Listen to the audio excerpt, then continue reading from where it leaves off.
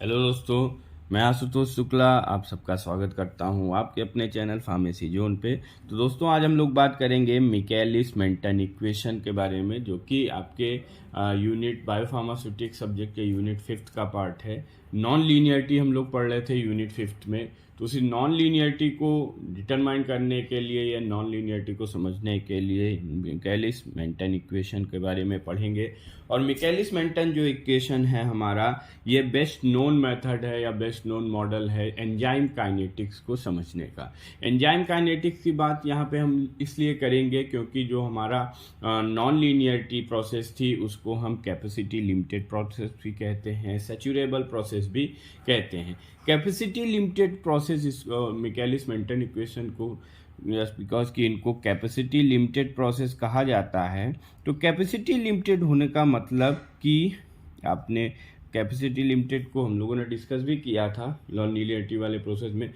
इनको capacity limited कहा जाता है। कैपेसिटी लिमिटेड मतलब, या इसे हम कैरियर मेडिएटेड भी कहते हैं। जो नॉन लीनियरिटी प्रोसेस होती है हमारी, उसे हम कैरियर मेडिएटेड प्रोसेस भी कहा जाता है। तो कैरियर मेडिएटेड या कैपेसिटी लिमिटेड होने का मतलब कि यहाँ पे हमें रिएक्शन को कराने के लिए, हमें प्रोसेस को कंप्लीट करने के लिए किसी कैरियर्स की ज़रूरत पड़ती है। और ये जो कैरियर्स होते हैं हमारे एंजाइम्स होते हैं। ये कैरियर्स होते हैं, ये एंजाइम्स होते हैं जो कि इंडोजीनस मॉलिक्यूल्स होते हैं, यानी ये हमारे बॉडी में इनसाइड पाए जाते हैं। और ये जो एंजाइम्स होते हैं इनकी कुछ एक फाइनाइट कैपेसिटी होती है। इनकी एक फाइनाइट कैपेसिटी होती है। तो जस्ट बिकॉज कि एंजाइम्स की वजह से, नॉन लीनियरिटी में एंजाइम्स की वजह से हमारी रिएक्शंस प्रोसेस कराई जाती हैं, तो एंजाइम्स की फाइनाइट कैपेसिटी होती है, इस वजह से इन्हें कैपेसिटी लिमिटेड प्रोसेस कहा जाता है। और इसी कैपेसिटी लिमिटेड प्रोसेस को हम मिकेलिस मेंटन इक्वेशन के थ्रू बेहतर ढंग से समझने की कोशिश करेंगे। तो आइए शुरू करते हैं। सबसे पहले देखते हैं कि मिकेलिस मेंटन इक्वेशन क्या है। तो मिकेलिस मेंटन जो इक्वेशन है, -dc/dt is equal to V max C upon K M plus C.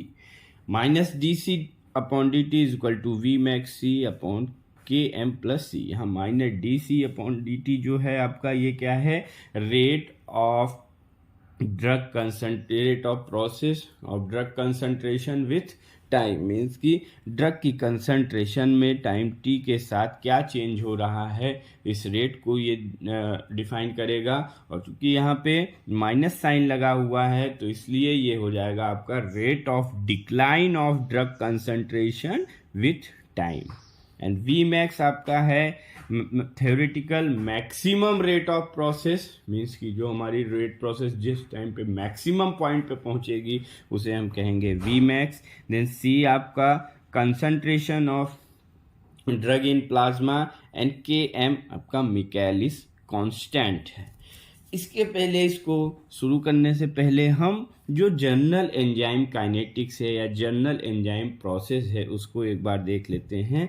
General enzymes क्या होता है, एंजाइम्स हमारे बॉडी में प्रेजेंट रहते हैं, इनके साथ सब्सट्रेट रिएक्ट करता है। सब्सट्रेट रिएक्ट करके इनके साथ एंजाइम सब्सट्रेट का कॉम्प्लेक्स बन जाता है। फिर फर्दर ये एंजाइम सब्सट्रेट का कॉम्प्लेक्स ये क्या बनाते हैं, प्रोडक्ट का फॉर्मेशन करते हैं। और फिर हमें बॉडी में एंजाइम अलग हो जाते हैं, हमारे इनका कॉम्प्लेक्स का जो होता है वो डिसोसिएशन हो जाता है और हमें प्रोडक्ट मिल जाता है। ठीक, तो ये जनरल इक्वेशन है जो कि एंजाइम काइनेटिक्स को समझाती है।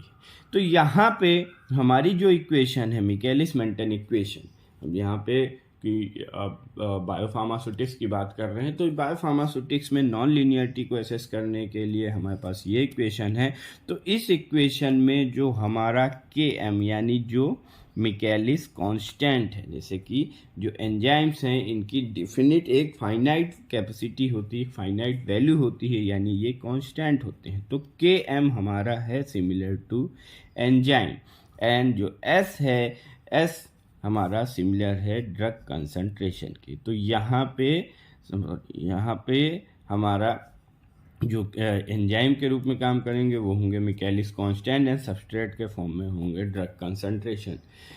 तो अब हम आगे देखते हैं। तो यहाँ पे दो मेन फैक्टर हैं आपका जो कि रिएक्शन को फर्दर प्रोसीड कराएंगे। वो है आपका मिकेलिस कांस्टेंट यानी Km and concentration of drug in plasma. तो इनकी वैल्यू पे मीन्स कि जो Km एंड C की वैल्यू पे डिपेंडिंग अपॉन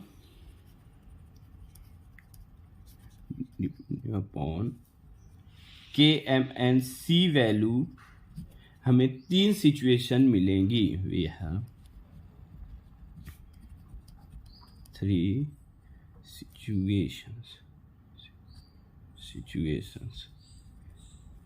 तो Km एंड C हमारा इंपॉर्टेंट है कि Michaelis constant and drug concentration ये रिएक्ट करके आगे प्रोसेस को प्रोसीड कराते हैं। तो Km एंड C की वैल्यू के अकॉर्डिंग हमें 3 सिचुएशंस मिलेंगी। उन तीनों सिचुएशंस पे हम देखेंगे कि हमारी इक्वेशन क्या होगी। जो सबसे पहली सिचुएशन होगी वो ये होगी कि अगर Km की जो वैल्यू है वो सेम है इसके कंसंट्रेशन ऑफ ड्रग की, या हम ये कह सकते हैं ड्रग की वैल्यू और Km यानी मिकेलिस कांस्टेंट की वैल्यू अगर सेम है तो उस सिचुएशन में क्या होगा। Km एंड C की वैल्यू सेम के मतलब कि मान लीजिए 4 एंजाइम्स प्रेजेंट हैं और हमारे पास 4 मॉलिक्यूल ऑफ ड्रग के प्रेजेंट हैं। तो ये चारों मॉलिक्यूल आसानी से क्या होंगे, इन एंजाइम्स से बाइंड होंगे और फर्दर रिएक्शन प्रोसीड होगी। तो अगर इस सिचुएशन में Km = C है तो जो हमारी इक्वेशन है वो इक्वेशन हमारी क्या हो जाएगी, जो इक्वेशन -dC/dt = Vmax C। यहाँ क्योंकि Km = C तो इसे हम लिख सकते हैं C + C। ये हो जाएगा Vmax C/2C, C कैंसिल तो Vmax/2। यानी अगर इस सिचुएशन पे Km = C तो जो हमारी रेट ऑफ प्रोसेस है ये half of the maximum theoretical process की हाफ हो जाएगी। ओके, तो जो फर्स्ट सिचुएशन पे हमने देखा कि इफ Km या when Km = C then the rate process is equal to 1/2 its maximum rate। Then अब हम देखेंगे सेकेंड सिचुएशन जो हमारी क्या बन सकती है। सेकेंड सिचुएशन हमारी जो बन सकती है वो ये है कि व्हेन अगर मिकेलिस कांस्टेंट की वैल्यू ड्रग के कंसंट्रेशन के या से ज़्यादा है, यानी कि अगर यहाँ पे हमारे 6 एंजाइम्स प्रेजेंट हैं और ड्रग मॉलिक्यूल प्रेजेंट है केवल 4। इस केस में हम देखेंगे कि क्या होगा। यहाँ अगर Km की वैल्यू C से ज़्यादा है तो ये कह सकते हैं हम Km + C = Km। देन हमारी जो इक्वेशन थी -dC/dt = Vmax C/Km + C। ये इक्वेशन हमारी क्या हो जाएगी, यहाँ पे ये हो जाएगा Vmax C/Km + C की जगह पे हम क्या रख सकते हैं Km, Vmax C/Km। यानी कि इस इक्वेशन में जहाँ पे हमें अगर Km की वैल्यू C की वैल्यू से ज़्यादा है तो इस सिचुएशन में जो हमें इक्वेशन मिलेगी वो इक्वेशन यहाँ पे फर्स्ट ऑर्डर एलिमिनेशन को डिस्क्राइब करेगी। यहाँ पे फर्स्ट ऑर्डर एलिमिनेशन ये फर्स्ट ऑर्डर एलिमिनेशन को डिस्क्राइब करेगी, क्योंकि यहाँ पे जो हमारी रेट ऑफ प्रोसेस है ये कंसंट्रेशन के डिपेंडेंट है। और हमने फर्स्ट ऑर्डर प्रोसेस में भी देखा था कि फर्स्ट ऑर्डर प्रोसेस जो होती है ये हमारी प्रोपोर्शनल होती है कंसंट्रेशन की। अगर हमारी कंसंट्रेशन इंक्रीज होगी तो फिर रेट ऑफ प्रोसेस भी इंक्रीज होगी। देन दो हमने सिचुएशन देख ली। इफ अगर Km और C की वैल्यू सेम है तो क्या होगा, एंड Km की वैल्यू C से ज़्यादा है तो क्या होगा। देन थर्ड हमारे पास जो सिचुएशन बन सकती है वो सिचुएशन ये है कि व्हेन C की वैल्यू अगर Km से ज़्यादा है तो अगर सी की वैल्यू के एम से ज़्यादा है तो यहाँ पे हम क्या कह सकते हैं, K M plus C is equal to C, क्योंकि सी की वैल्यू जो है आपकी मिकेलिस कांस्टेंट यानी के एम से ज़्यादा है। तो हमारे पास जो ये इक्वेशन है minus D C upon D T, ये आइए देखते हैं ये इक्वेशन में क्या चेंजेस होगा। तो minus D C upon D t V max c और के एम प्लस सी को हम सी लिख सकते हैं, तो सी कैंसिल हो जाएगा, हमारे पास बचेगा V max minus D C upon D T is equal to V max. और ये जो हमारी इक्वेशन है ये इक्वेशन रिप्रेजेंट करेगी जीरो ऑर्डर प्रोसेस को।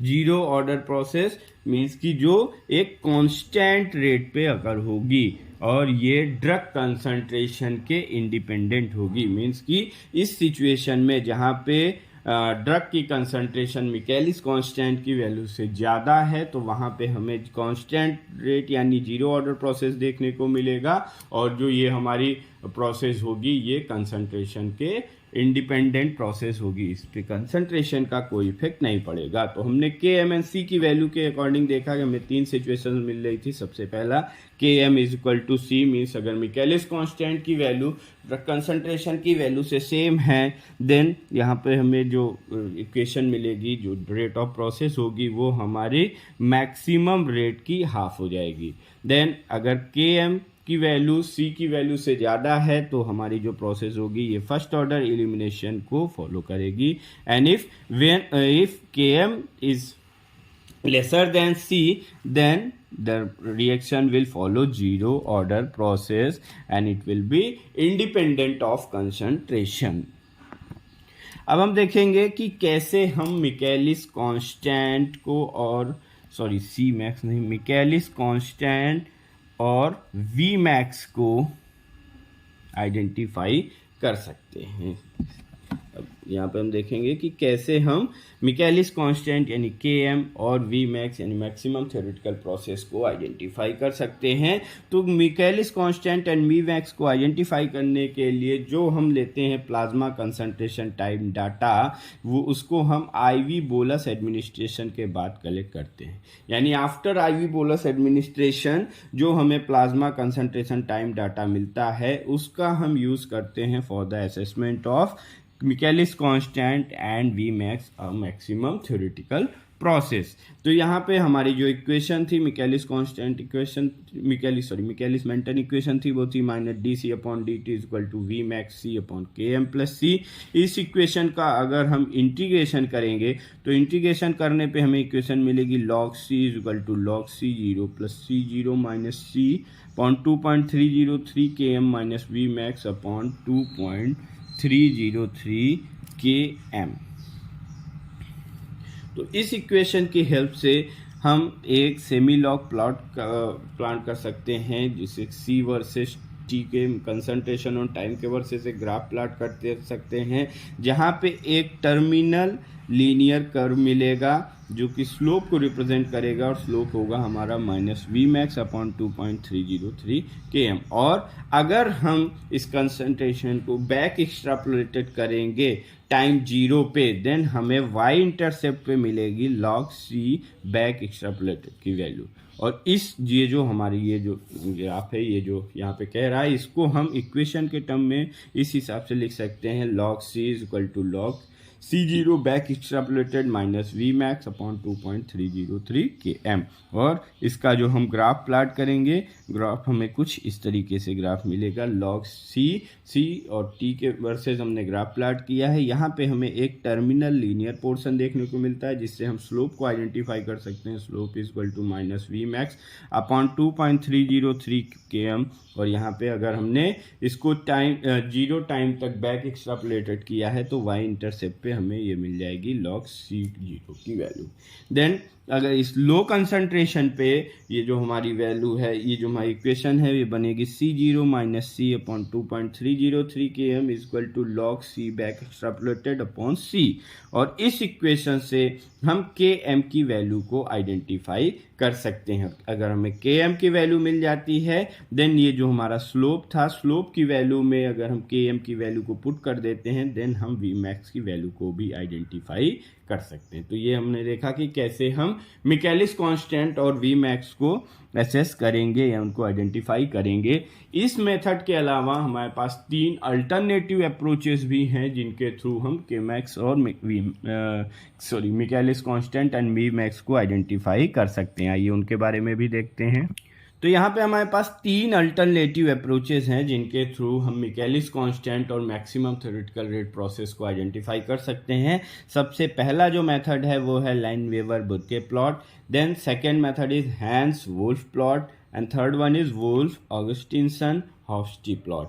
ये 3 इंपॉर्टेंट अल्टरनेटिव अप्रोचेस हैं जिनके थ्रू हम मिकेलिस कांस्टेंट की Vmax की वैल्यू को फाइंड आउट कर सकते हैं। तो आइए देखते हैं सबसे पहले कि लाइन-वेवर-बुर्के प्लॉट में क्या होता है। लाइन-वेवर-बुर्के प्लॉट में कैसे हम आइडेंटिफाई करते हैं Vmax और मिकेलिस कांस्टेंट या Km को, Km एंड Vmax को कैसे हम आइडेंटिफाई करते हैं। तो इसके लिए हम सबसे पहले जो हमारी इक्वेशन थी Michaelis constant, Michaelis Menten equation, इसको लिखेंगे dC upon dt is equal to Vmax C upon Km plus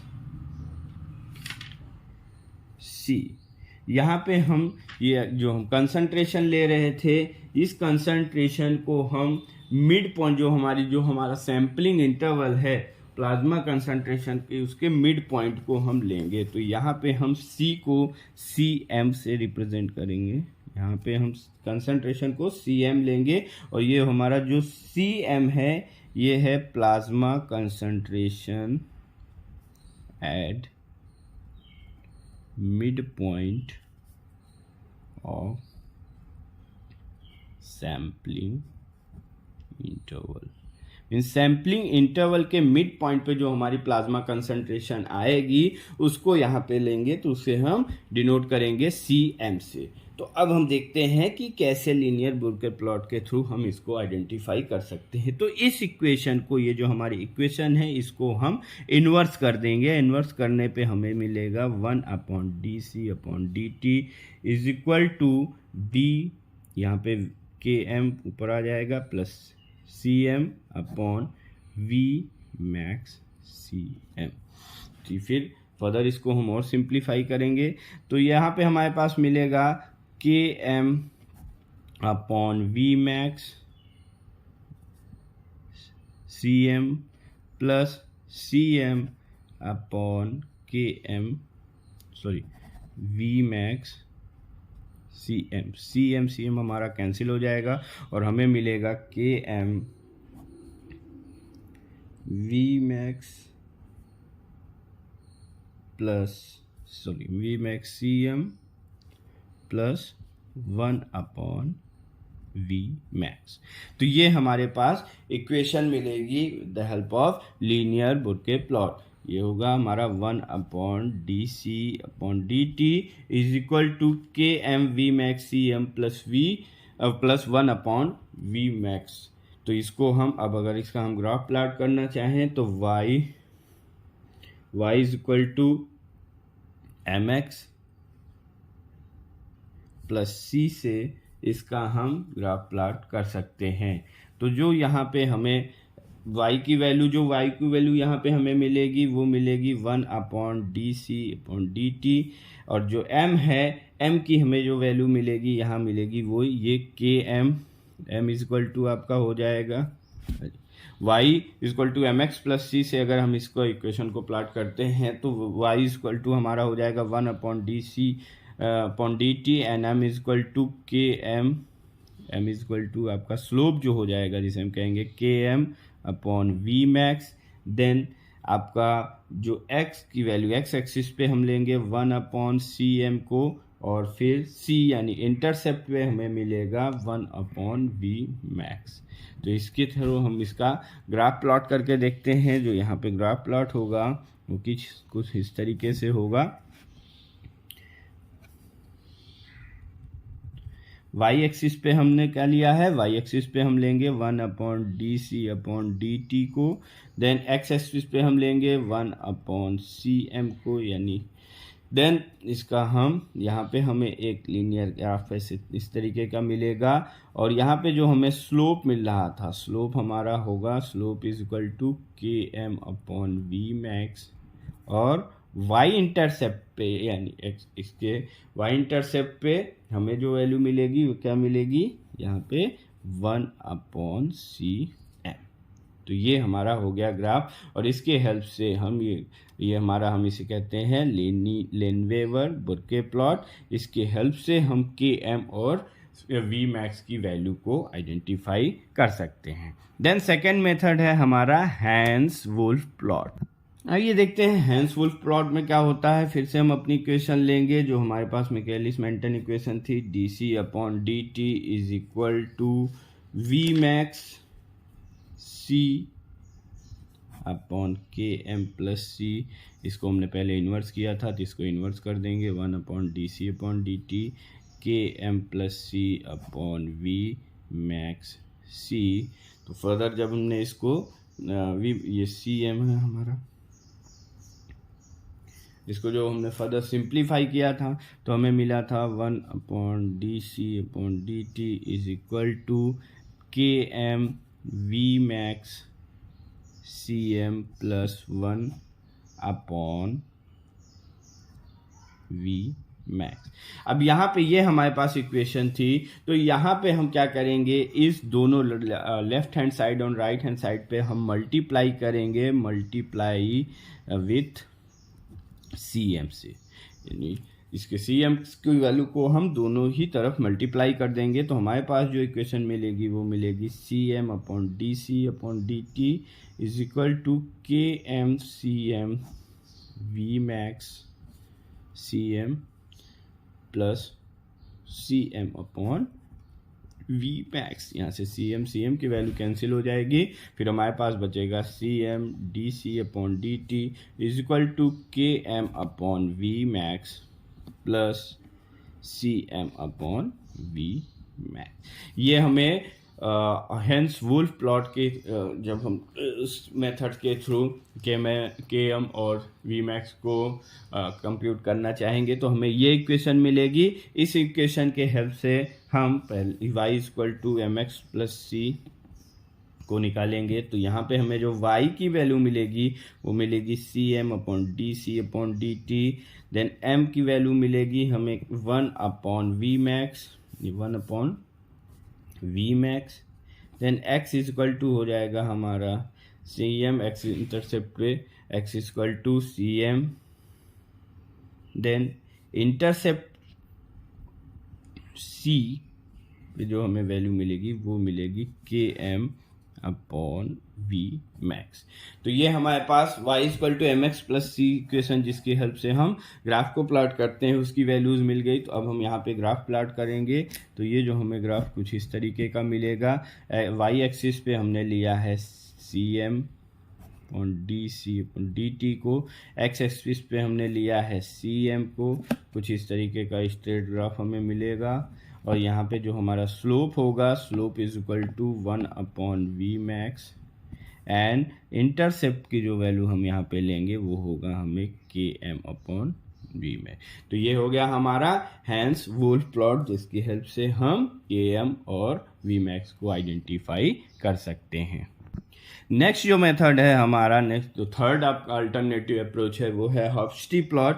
तो ये इसके थ्रू भी देखते हैं हम कैसे करेंगे। जो हमारी इक्वेशन थी dc/dt is equal to v max cm/km+cm। इसको हमने जब फर्दर सिंप्लीफाई किया था तो हमारे पास मिल गया था 1/dc/dt is equal to km+cm/v max cm। ये हमें मिला था। अब यहाँ पे हम क्या करेंगे, इन दोनों ही साइड में v मैक्स से मल्टीप्लाई कर देंगे। तो वी मैक्स से मल्टीप्लाई करने पे हमें यहाँ जो इक्वेशन मिलेगी वो मिलेगी V max d C upon D T is equal to V max K M plus c m upon V max c m. V max हमारा कैंसिल हो जाएगा और हमारे पास बचेगा K M plus c m upon सी m. अब यहाँ पे हम ये हमारे पास बचा तो ये V max d C upon D T is equal to K M plus c m upon C M, ये वैल्यू हमारे पास बची। तो यहाँ पे हम क्या करेंगे, डी सी और डी टी को इस साइड ले लेंगे, देन हमारे पास जो इक्वेशन होगी V max is equal to d C upon D T K M upon C m plus d c d t c m upon C m upon C m. यहाँ c m की value cancel हो जाएगी और हमें मिलेगा V max is equal to d C upon D T K M upon C m plus d C upon D t. इसको further और हम सिंप्लीफाई करेंगे तो हमारे पास इक्वेशन आ जाएगी D C upon D T is equal to V max minus D C upon D T K M upon C M. ये हमें जो वैल्यू मिलेगी ये वैल्यू हमारी आ जाएगी, इसको हम कहेंगे हॉफ्स्टी प्लॉट की जो हमें इक्वेशन मिलेगी ये इक्वेशन मिलेगी। अब यहाँ पे हम निकालेंगे y equal to m x plus c. तो देखते हैं यहाँ पे हमें y की जो वैल्यू मिलेगी y इक्वल टू मिल जाएगा हमें डी सी अपॉन डी टी, देन हम x एक्सिस पे ये y की वैल्यू हो जाएगी, x एक्सिस पे हम जो लेंगे वो लेंगे डी सी अपॉन डी टी अपॉन सी एम, इसकी ये जो वैल्यू होगी ये हम लेंगे x एक्सिस पे। देन यहाँ ये हमारा हो जाएगा slope m is equal to minus K M, then हम यहाँ पे इसके y इंटरसेप्ट पे हमें मिलेगा v मैक्स, y इंटरसेप्ट पे हमें मिलेगा v मैक्स। तो आइए देखते हैं कैसे इसका ग्राफ प्लॉट होगा। यहाँ पे जो हमें ग्राफ मिलेगा वो कुछ इस तरीके का मिलेगा। हमने y एक्सिस पे लिया है डी सी अपॉन डी टी को और x एक्सिस पे लिया है डी सी upon D T upon c को। स्लोप हमें मिलेगा slope is equal to minus K m and y intercept पे हमें वैल्यू मिलेगी v मैक्स की। तो गाइस ये हो गया आपका हाफ-टी प्लॉट। तो हमने यहाँ पे आज देखा मिकेलिस मेंटन इक्वेशन में के एम एंड सी की वैल्यू पे अगर मिकेलिस कांस्टेंट और कंसंट्रेशन पे डिपेंडिंग सिचुएशंस पे हमें क्या इक्वेशंस मिलेगी, देन हम किस तरीके से मिकेलिस कांस्टेंट और मैक्सिमम थ्योरेटिकल प्रोसेस को एसेस करते हैं और उसके साथ साथ उनके 3 अल्टरनेटिव अप्रोचेस के बारे में भी हम लोग देखा। तो आई होप कि आपको इस टॉपिक के बारे में समझ में आया होगा। इस टॉपिक से रिलेटेड कोई भी क्वेरी हो तो आप कमेंट बॉक्स में ड्रॉप कर सकते हैं और इस टॉपिक के नोट्स को आप डिस्क्रिप्शन बॉक्स में दिए गए लिंक से डाउनलोड कर सकते हैं। Thank you very much.